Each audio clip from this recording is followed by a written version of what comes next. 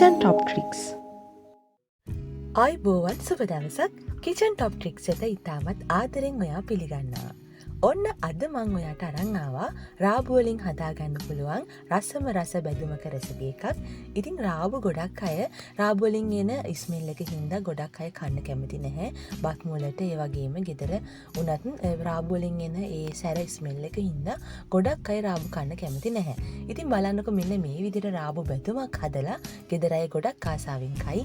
ඒ වගේම ඔයාගේ lunch box එකට උනත් කිසිම කරදරයක් නැතුව පිරිසක් ඉදිරියේ වුණත් ඔයාට මේ රෙසිපි එක කන්න පුළුවන්. කිසිම අමුතු ස්මෙල් එකක් එන්නේ නැහැ. ඉතින් අපි එහෙනම් බලමු මේ රසවත් රෙසිපි එක හදාගන්නේ කොහොමද කියලා. කිචන් ටොප් ට්‍රික්ස් එක එකතු වෙලා ඉන්න ඔයා තාමත් channel එක subscribe කරේ නැත්නම් subscribe කරලා ඒ subscribe button එකත් සමග මෙන්න bell icon එකේ all button එක click කරන්න. එතකොට ඔයාට මම දාන හැම රෙසිපි එකක්ම ඒ වෙලාවෙම බලා ගන්න පුළුවන්. බැදුම හදාගන්න මම මෙතන අරන් තිනවා රාබු වල දෙකක් කපලා අරගෙන බලන්න ග්‍රේට් කරලා නෙමෙයි තියෙන්නේ පිහියෙන් කපලා අරගෙන. ඒ වගේම එක බීලුණු ගෙඩියක් හීනයට කපලා අරගෙන තියෙනවා. සුදු ලුණු ටිකක් කපලා අරගෙන තියෙනවා. චොප් කරලා නෙමෙයි අරගෙන තියෙන්නේ. හාල් මැස්ස ටිකක් අරගෙන තියෙනවා. ඒ වගේම කරපිංචා ටිකක් අරන් තියෙනවා. බැදුම රස ගන්නන්න යොදාගත ඉන්ග්‍රේඩියන්ට්ස් මම ඩිස්ක්‍රිප්ෂන් බොක්ස් එකේ දාලා තියෙනවා. ඔයාට ඒකෙන් බලා ගන්න පුළුවන්. ඉතින් ලුණු, කෑලි මිරිස්, කහ අපිට අවශ්‍ය කරනවා. ඉතින් ඒ සියලුම දේවල් බලා ගන්නවා ඩිස්ක්‍රිප්ෂන් බොක්ස් එක බලන්න. ඉතින් හදන ගමනොත් මම ඔයාට කියන්නම්. රාබු ටික කපා ගන්නකොට මම විනාඩි 10ක් විතර ලුණු වතුරේ පෙඟෙන්න තියලා තමයි අරගත්තේ. ඉතින් රාබු වල තියෙන සියලුම ජලය ටික ඉවත් කරගන්න ඕනි හින්දා කිචන් ටවල් එකක් අරගෙන මෙන්න මේ විදිහට හොඳින් තෙත මාතු කරගන්නවා. එතකොට මේ ජලය ටික ඉක්මනින්ම ඉවත් කරගන්න අපිට පහසු වෙනවා. දැන් තාච්චියක් ලිපේ තියලා තාච්චියට මම තෙල් ටිකක් වැඩිපුර එකතු කරගන්නවා. ඉතින් මං අද මේ රාබු බැදුම හදන්නේ රාබු වල ටික ගැඹුරු තෙලේ බැදලා.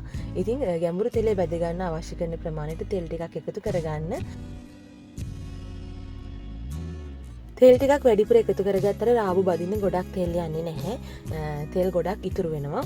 ඒ වගේම තමයි ගොඩක් රන්වන් පාට වෙනකන් මේ රාබු බැද ගන්න ඕනෙත් නැහැ. මෙන්න මේ වගේ සාමාන්‍ය ගානට රාබු ටික බැදගත්තා නම් හොඳටම ඇති.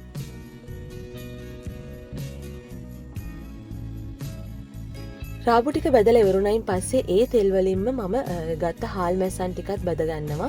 ඉතින් හාල් මැස්සන් මම ගත්තේ හාල් මැස්සාව දෙකට පළලා. ඉතින් ඔයාට පුළුවන් හාල් මැස්සාව දෙකට පළලා ගන්න. නැත්නම් කෙලින්ම හාල් මැස්සාව යොදා ගන්න පුළුවන්. ඉතින් දෙකට පැලුවාම හාල් මැස්සන්ගේ අස් වෙන්නත් ටිකක් වැඩි වෙනවා. ඒ වගේම බැදුමටත් පොඩි පෙනුමක් එනවා. ඉතින් ඒ හින්දා තමයි මම හාල් මැස්සාව දෙකට පළලා ගත්තේ.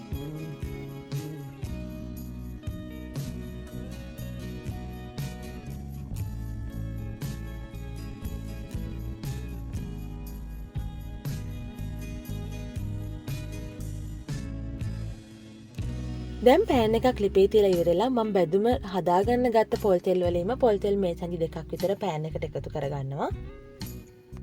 පොල් තෙල් ටික රත් වීගෙන එනකොට මං සිහින්න කපාගත්ත සුදු ලුණු ටික, බී ලුණු ගෙඩිය, ඒ වගේම කරපිංචා ටිකත් තෙල් එකට එකතු කරගන්නවා. පෑන් එකේ තියෙන ලුණු, සුදු ලුණු, කරපිංචා ටික විනාඩි 1මාරක් විතර මද ගින්දරේ ටෙම්පරාදු කරගන්නවා. දැන් රසය අනුව කෑලි මිරිස් ටිකක්, කහකුඩු ස්වල්පයක්, මිරිස් කුඩු ටිකක්, රසය අනුව ලුණු එකතු කරගන්නවා. දැන් හොඳින් මේ මිශ්‍රණය කලවම් කරගන්න ඕනි. ලුණු කෑලි මිරිස් එකතු කරගන්නකොට ඔයා හදාගන්න ප්‍රමාණය සහ ඔයාගේ රසය අනුව එකතු කරගන්න. කෑලි මිරිස් ලුණු හොඳින් කලවම් කරගත්තයින් පස්සේ මම බැදගත්ත හාල් මැස්ස ටික සහ රාබු ටික එකතු කරගන්නවා.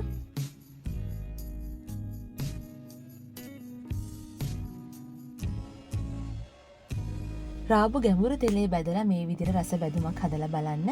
ඉතින් ඔයා කවදාවත් හිතන්නේ නැති වෙයි රාබු මේ විදිහට ගැඹුරු තෙලේ බැදලා අරගෙන බැදුමක් හැදුවොත් කොච්චර රසට තියෙයිද කියලා. ඉතින් හරිම රසයි.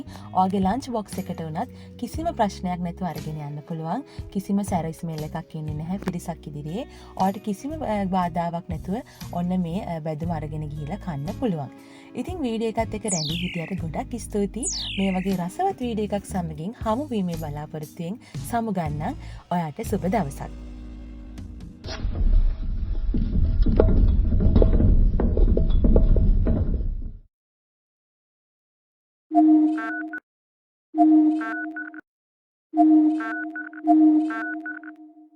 Thank you.